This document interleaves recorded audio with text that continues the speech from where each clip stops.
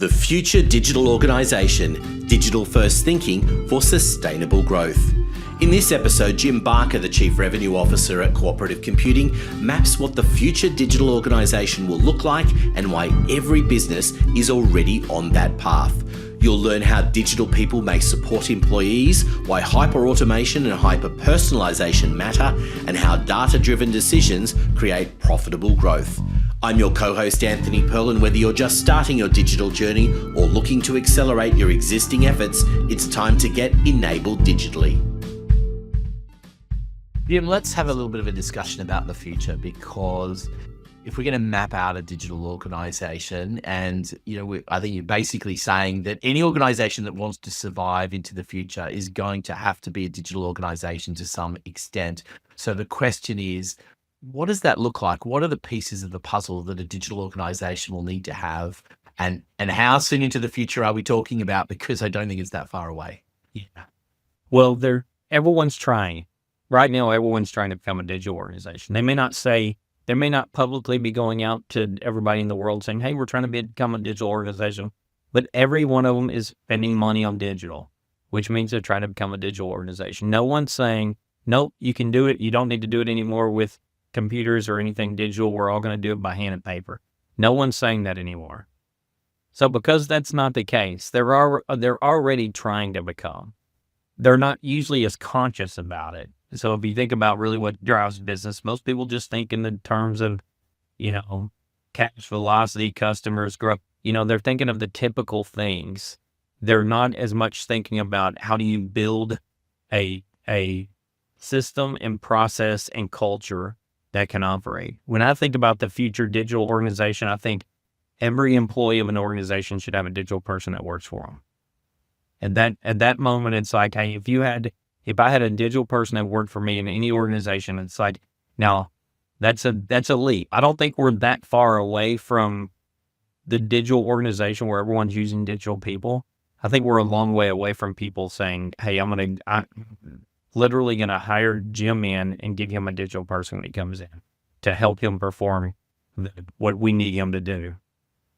I believe that it's either going to be like that, or there may be some organizations that we see that, believe it or not, we're seeing some of this around the world. You're probably reading about it too. There's some lights out operations that are in manufacturing environments around the world where there are hardly any people inside that environment. Most of it's all done, with robots and electronic and all that. And I think there'll be some people trying to do that too. I think there'll be some that say, hey, we're going to have to keep a core leadership team. And if it's a 300 employee organization where we have 30 leaders and everybody else can be digital people. I don't know that model's I don't know that anyone can, there's probably a few people in the world that could get that detailed and granular on designing a system. I think that's a long way away for us. I don't think we're very far away from every organization having some digital people that work within those organizations, whatever they want to call them. Different people call them different things, but it's like you and I talked about earlier, agentic AI, everybody's using agentic AI to some degree now. Everyone's using some type of generative AI. Everyone's using something now. So since everyone's using something now, it's only a matter of time before they start using more and more and figuring out, golly, if I just had someone who could help me do this, okay. Now, when I leave a meeting, I can hand my recording over and someone else takes care of the whole thing for me, including my follow-up email. It's in my draft folders and I get a text message telling me when it's ready to be reviewed. I can look at that draft, I can skim through it real quick and I can hit send and it's done, and I've not touched anything except read that email to make sure it read right. And it's got my action items and everything. Oh, by the way, everything in our CRM now, I've already got tasks associated to it. In fact, it's helped make the decisions on who some of the tasks were assigned to. It's actually said, here's who's we've assigned it to, so now I can go back and look and go, okay, yeah. Oh, wait a second. No, that didn't need to go Carla. That should have gone to Davi. That needs to go over here. Okay, I can tweak some of those things. And it's got the learning ability.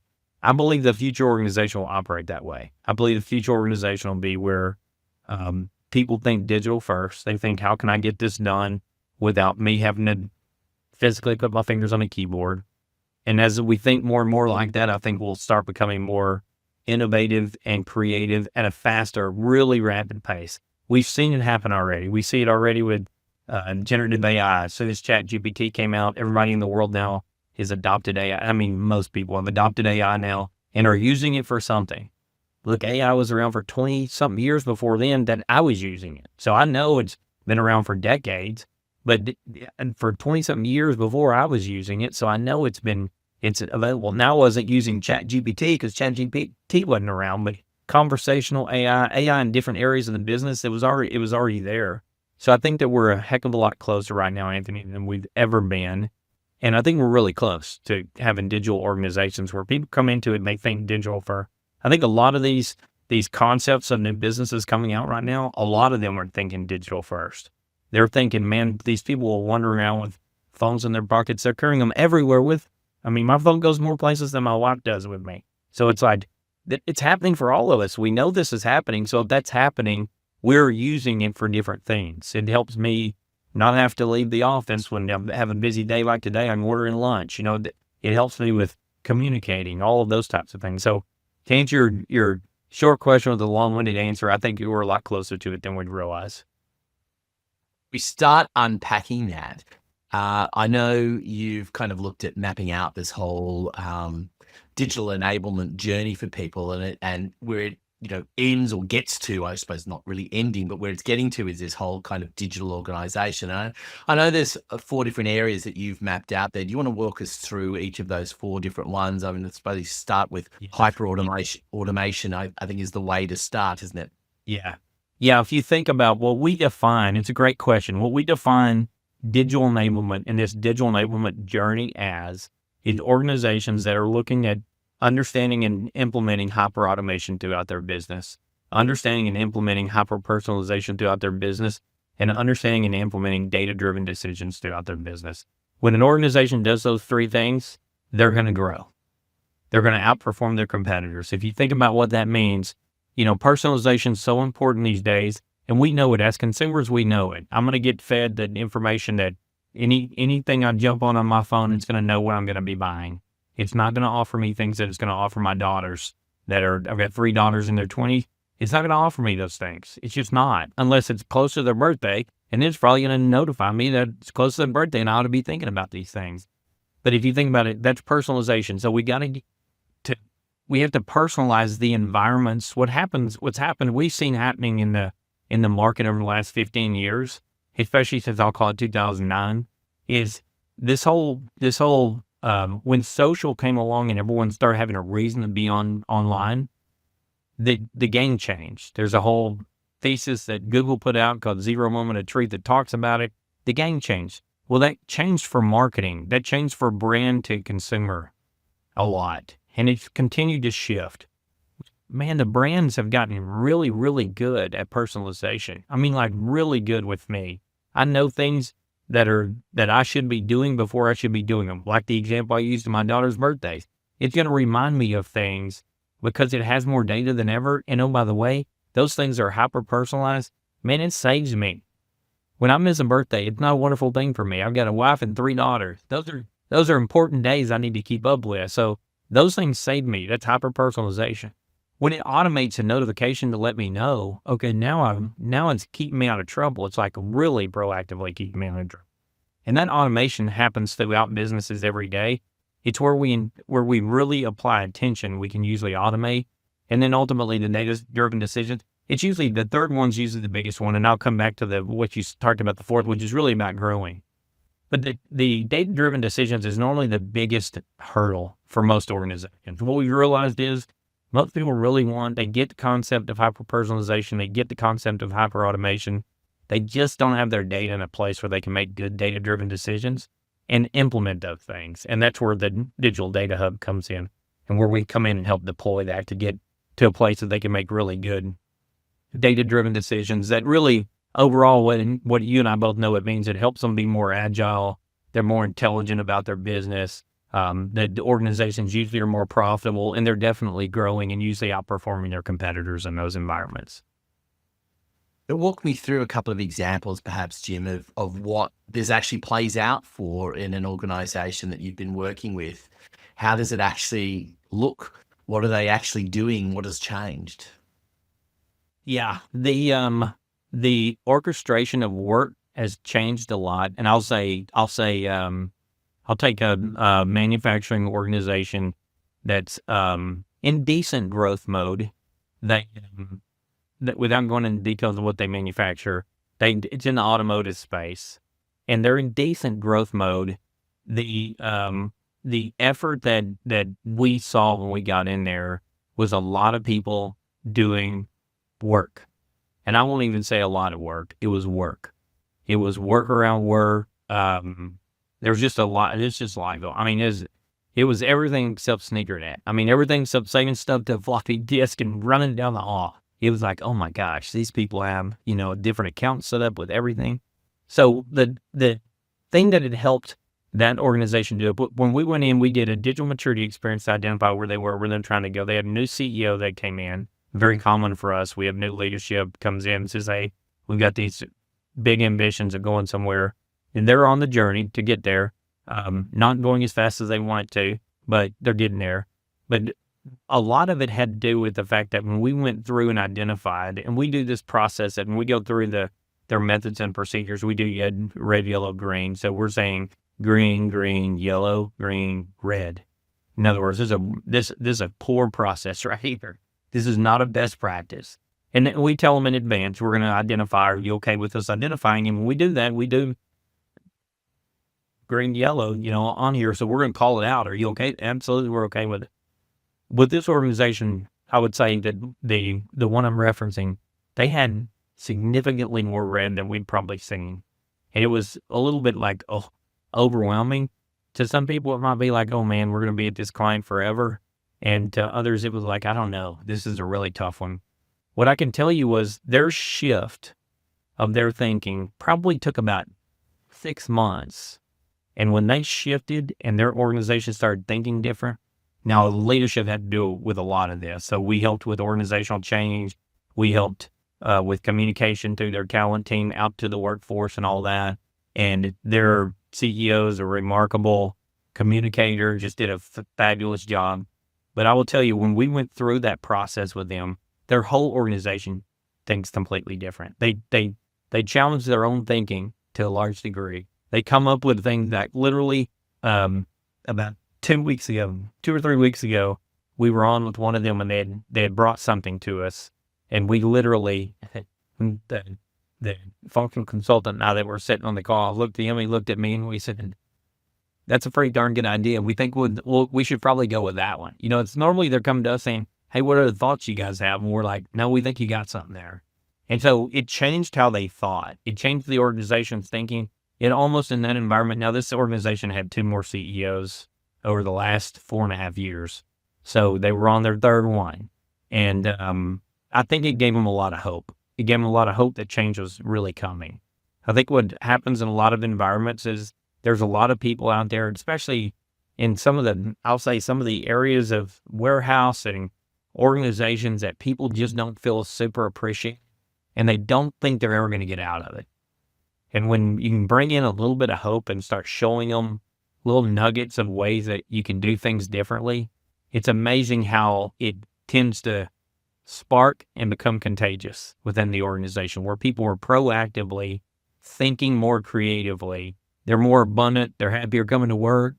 Now, I'll use that one as one example. I'll use the other example as one of our larger clients. They're multi-billion dollars. They have silos all throughout the organization. They have multiple locations all over. People do things different ways everywhere. That will be a journey for us for probably another 24 months, and we've been there for 12 months. And it'll be because it's an organizational change that they're going through, and they know it. Their issue has a little to do with digital, has a lot to do with people. And so it's an organizational change. And so it really goes back to what habits have been developed, how long have they been in place, and how much influence can you have over changing some of those habits? It's an important point that you raised there, that there's an element of this being digital, but there's a large amount of cultural and people that comes with this as well, because you're going to have a degree of people that are ready to go, and there are some people that are going to be afraid, some people that are going to not want it for lots of different reasons. I mean, you talk about daughters, and I think we've got daughters of similar age. And I know mine came to me the other day and said, "Dad, don't use AI." I said, "Why?" It said, "Because it's bad for the environment," and listed all of these, relevant things. But she's like, "I don't want to use AI as little as possible." She's in the creative spheres. She's a musician, so she's fearful of it to a degree as well. Yeah. And I get that. And so what's interesting about it is that there's kind of like the normally technology is really quickly adopted by the youngest generations. Yeah. But in this particular case, I think it's being adopted a little bit more by the ages in between. Yeah. Yeah, I think you're right. And I have a daughter that's on the same train. She's the one saying, "Dad, do you know how much water they use for it?" And it's like, I get it, but everyone's going to be using it. And oh, by the way, I think they're going to figure all that stuff out. I think they usually figure out, okay, how do I make this as healthy as possible? So we'll see. But I think you're right. It's interesting that you say that because I haven't thought too much about it. I'll tell you here at least in Texas, it's very, very, very heavily regulated around AI in schools. Like they don't hardly use it at all in public schools at all. You can't hardly use it. And I get challenged with it. I think to myself, is that the right thing to do? I'm not in the seat to be able to make that decision anyway. But I think, is that the right thing to do? Are we limiting ourselves by not allowing it? Because they're not doing it for that purpose, which says, okay, there's an environmental consequence that people need to pay attention to that we at least need to address and be able to address. But I do think I think, and at the same time, one of our clients, the CFO of this client that's real close with us, he's called us into 2 different companies to help him now.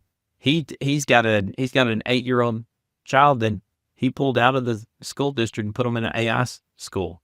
He literally he said, "Look, this is where it's going. I want him to get the best education possible." They're saying no AI in public schools. I'm fine with that. I'm just going to put him in a private school that allows him to leverage AI because I believe it's that important for our future. And so it's to each their own, but I think you're right. I think there may be this gap that says, I think work will grab it first. I think we're grabbing it.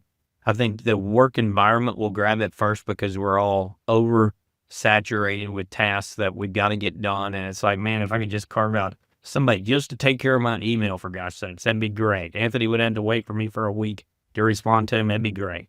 And so it's kind of like, I think the work world, to your point, will probably grab a hold of it first, and then it'll likely make its way through the rest. I'm going to go back to something you said in a previous episode. We were talking about unlocking creativity by allowing the digital tools to be able to give you back that space to be able to do the creative things. And I think that's important. What needs to be taught and is being taught in some schools. I know I do a podcast with a school and they are actively doing that, where they're teaching kids, well, you can't use AI for this, but you can use AI for that. Perfect. And this is how you actually utilize it and add value to it. And I think that's what's really important. So you're separating out the whole creative opportunity, because at the end of the day, what's going to separate one organization from the next, whether they're, in manufacturing, education, cars, whatever it might be, it doesn't matter. What's going to separate one from the next is the creativity that is going to be enabled by the digital environment that can help deliver it. That's exactly right. And I love that approach too. The approach is not just let it go crazy. It's like, first off, these are children. They need to be regulated. So let's put them in environments that we can help control the environment they're in, teach them how to use the tools, not necessarily the tool's the greatest thing in the world. You should use it for everything either. I want to wrap up this discussion by just asking you this leading question. We've painted a picture of what a digital organization is going to look like. If you're sitting there listening to this right now and you're thinking, I'm a long way from that, is there a simple way to get people started in terms of their thinking and what they should do? Because it's not just going and, hey, why don't you just sign up for ChatGPT and play around with it for a bit? Because that's not the answer either. Yeah. This will give me an opportunity to make a plug. We've got a book coming out on that's going to be titled Digital Enablement. It's written by our CEO, Brent Snyder, and David Kramer, the founder of our business, our COO. Within the book, there's an assessment. And so there's an assessment also on our website that you can go take an assessment. And and it basically will tell you areas, 24 questions, 4 questions per segment, 6 different areas, literally take you 3-4 minutes to complete. And when you complete it, it'll turn around and give you a score back, and it'll say, here's some things to take in consideration based upon your type of business. That's the very first thing. The other thing, Anthony, is I say, look, we do a lot of paying it forward, and I invest a lot of time with organizations that I don't do any business with for a year or two. And that's oftentimes because in some cases, it's helping them think through and get ready to grow and growing into this area. So I say the other thing is just we got in addition, we got this digital maturity experience that we facilitated through that gives everyone a really clear snapshot of their current organization, helps them design where they want to be, and then gives them an execution plan to get there. That's a no-brainer for us if people really want to get engaged. But otherwise, I would say easiest thing, reach out to us through cooperativecomputing.com or reach out to me directly there or on LinkedIn. Well, that's all we have time for in this episode. Tune in next time as we continue the digital enablement journey with another practical conversation designed to help leaders turn digital ambition into measurable business value. You'll discover more ways to rethink work, strengthen decision-making, and build the capabilities needed for a more adaptive organisation. We've created a workbook to accompany this episode of the podcast with questions for you to answer, key quotes, and some action steps to follow. Check out the show notes for a link to be able to download your copy. Check out the show notes as well for links, resources, and more details from today's episode, including how to get in touch with Cooperative Computing. This episode is produced by my team at podcastdoneforyou.com.au, helping professionals share their expertise through powerful podcast content. If you found value in today's episode, wherever you're tuning in, please like, share, comment, and subscribe so you never miss an episode. And remember, if you want the best from your business, you need to get enabled digitally.